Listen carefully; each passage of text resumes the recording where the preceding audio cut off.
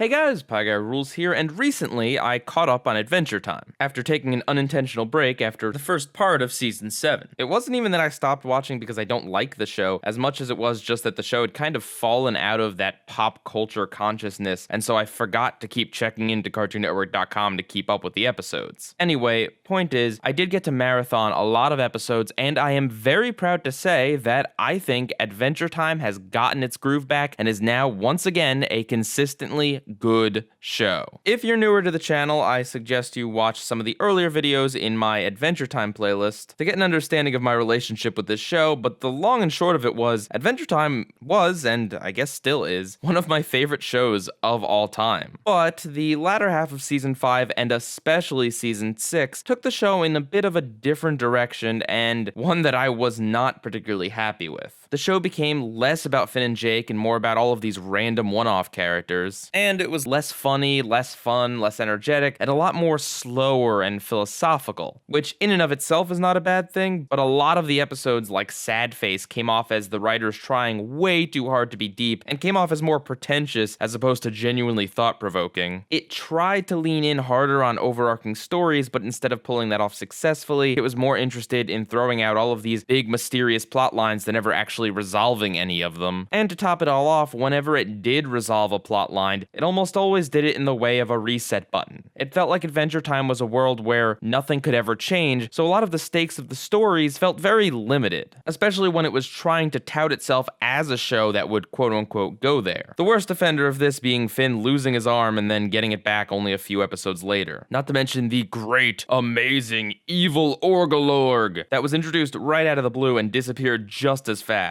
And while Season 6 in places, like at the very beginning and very end of the season, had more of an emphasis on story than Adventure Time ever had before that point, the Comet storyline was in no way cohesive, and was just kind of hinted at and foreshadowed in a few episodes before being resolved very anticlimactically in one episode. But enough about that, I've said my piece on Season 6. This video is going to be a discussion and an analysis on Seasons 7 and 8, and how I personally think that Adventure Time basically rose itself back up out of the ashes to once again become a great show, but for entirely different reasons this time around. I'm not going to be reviewing every episode or anything like that, but I am going to talk about quite a number of them, so major spoilers ahead. Before I actually get into this, I have to say that I had different plans for this video. Initially, I was just going to be praising Season 8 and talking about Season 7 as a little bit more of a mixed bag. However, I found out that what I thought was Season 8 was actually a part of Season 7, and all of Season 9 is actually Season 8, and there was no Season 10, as you can see by these production numbers. But according to the DVDs, the way Cartoon Network cut them up, where there's actually a Season 10, is apparently the official order, even though production-wise, these episodes were not made at all at the same time. And it makes no sense for Thin Yellow Line to be the season finale for Season 7. So, for the purposes of this video, I will be using the season listings as they exist on the Adventure Time wiki, and as they were originally produced in, and not Cartoon Network's bizarre mangling. So basically, what we see across Seasons 7 and 8 is a slow transition from the show as it gets more and more heavily involved in story arcs. Slowly, as these two seasons go on, we get less standalone episodes and more episodes that are a lot more interconnected. Basically, Season 7 laid the groundwork, and Season 8 ran with it and did a fantastic job at turning Adventure Time into a story arc-driven show.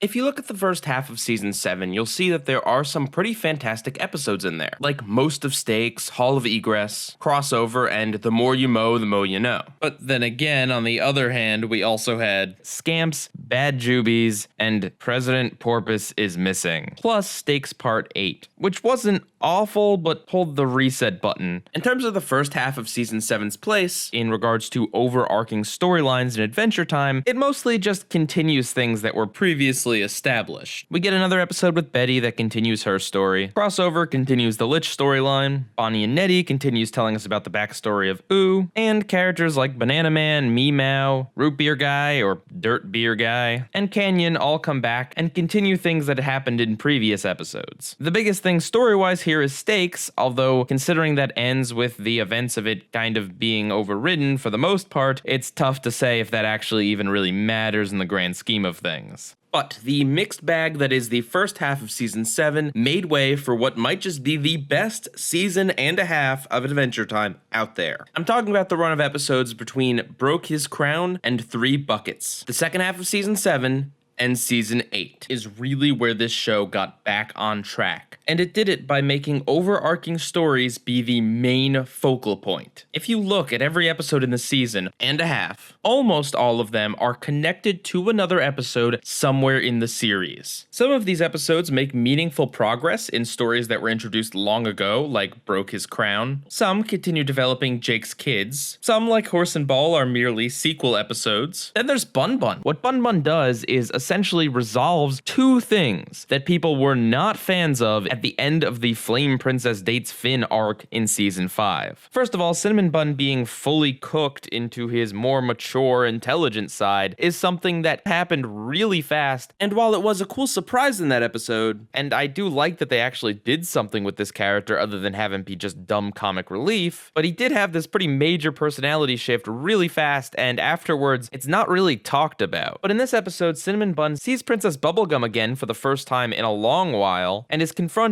with mixed feelings about his former goofy self, especially after Princess Bubblegum makes a smaller Cinnamon Bun named Bun Bun, which was intended as a sign of goodwill towards Cinnamon Bun, but just turned into a symbol of how Princess Bubblegum no longer knows who he is anymore. The episode is really cool in that it tackles identity, but more importantly, something that bothered me for a long time about the Finn Flame Princess thing was the fact that Finn never really apologized for what happened. Instead, in The Red Throne, he just tries to weasel his way back into a relationship with her despite her being clearly not interested. It's really gross and a real low point for Finn as a character, and it was really annoying that for the longest time this was just pretty much where things were left. But finally, in this episode, Finn goes to Flame Princess wanting to be friends and genuinely apologizing for his actions, finally giving closure to Finn and Flame Princess's relationship arc. Additionally though, the episode actually follows up on what's been going on with the Flame King, and starts to redeem him in a very unusual way. It was interesting to see this really innocent character bring out the best in him, without making his character just do a complete 180. And of course, beyond all that, it's just a good episode in general. Definitely one of my favorites of the later seasons. Oh, and while we're talking about making up for problems with previous seasons, Reboot, the episode that is very appropriately titled, considering the subject of this video, causes Finn to permanently lose his arm. On the one hand, it's a little weird that they decided to do this twist twice, basically. But on the other hand, which is actually now a cool robot hand, it really is correcting for a mistake they made. They never should have given Finn his arm back. Finn losing it was a very visible sign that he's been through a lot on this show. It's battle damage that he sustained because of his own naivete concerning his dirtbag father. It symbolized a lot, and it was foreshadowed pretty heavily earlier in the show. And to have Finn get it back in the kinda creepy episode Breezy, only a few episodes after he lost it, really made the whole thing feel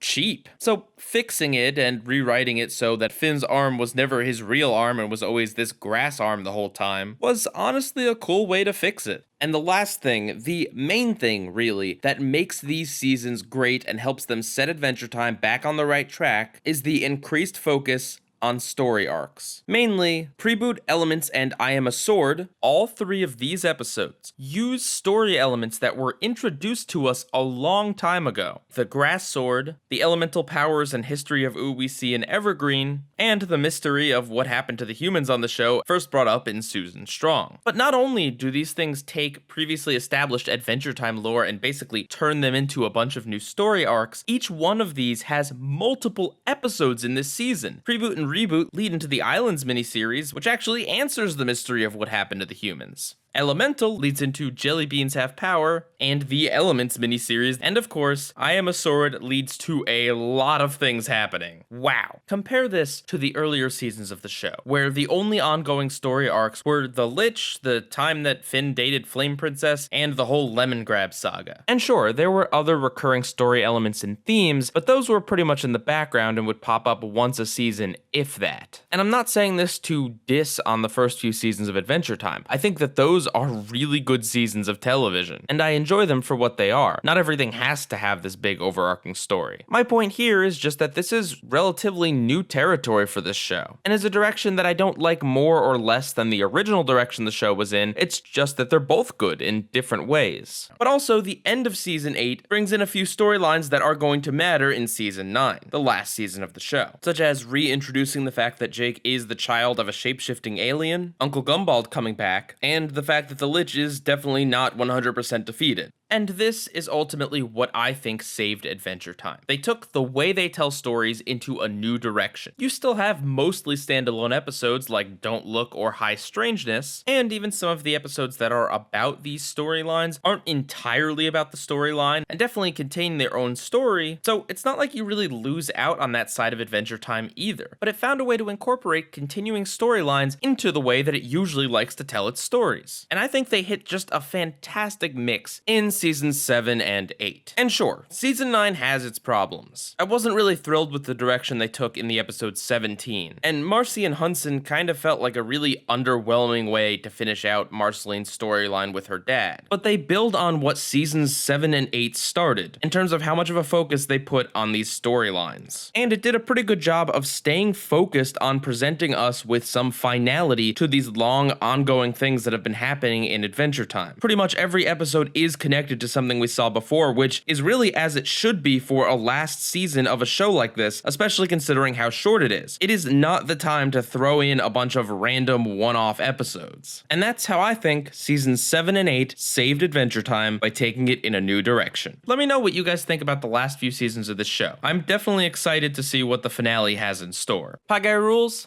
out.